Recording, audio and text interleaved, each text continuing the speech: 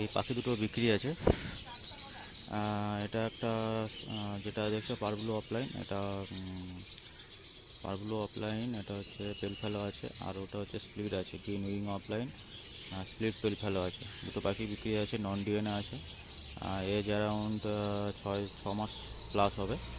ঠিক আছে, তো ওই দুটো পাখি নিতে চাইলে আমার কন্ট্যাক্ট নাম্বার স্ক্রিনে দেওয়া আছে, ওতে ফোন করে যোগাযোগ করতে পারো।